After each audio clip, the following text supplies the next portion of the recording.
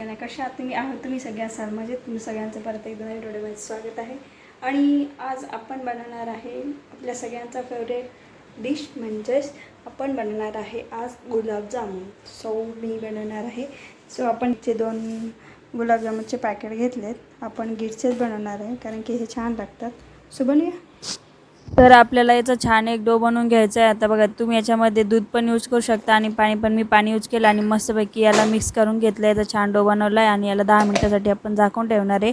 आणि आता 10 मिनिटं झाले तर आपण बघूया। याला परत आपल्याला एकदम मोकळा करून ठेवायचा आणि परत त्याचा एक डो बनवायचा जेणेकरून त्याचा जो उंडा आहे ना तो एकदम मस्त सॉफ्ट झाला पाहिजे। बघा आता बनवूया गुलाबजामुन आणि तुम्हाला ज्या साईजचे पाहिजे असेल त्या साईजचे तुम्ही गुलाबजामुन बनवा। बघा मी या साईजचे बनवलेत आणि यावेळेस नवीन काहीतरी म्हणून ह्या साईजचे बनवलं। बघूया काय होते। आता दोन्ही पण साईजचे आपले गुलाबजामुन बनवून झाले। तेल सुद्धा तापलेलं आहे। सो आपल्याला फ्राय करताना लो फ्लेमवरच करायचे कारण की लो फ्लेमवर टू हाय फ्लेमवर एकदम मस्त आणि ब्राऊन कलर एक नंबरच आलेला बघू शकता तुम्हाला दिसत असेल।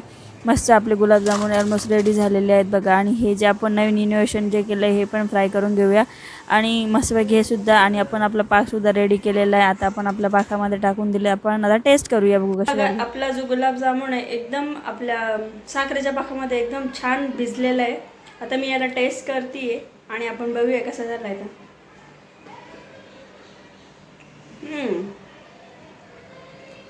एकच नंबर झालेला। मेन म्हणजे पाकामध्ये पूर्ण भिजले असल्यामुळे जी टेस्ट आहे ना एक नंबर आणि इलायची फ्लेवर येतोय ना सॉलिड। सो गाइस तुम्हाला व्हिडिओ आवडला असेल प्लीज लाईक करा, शेअर करा, सबस्क्राईब नक्की करा। सो बाय बाय गाइस, परत भेटूया एका नवीन व्हिडिओमध्ये।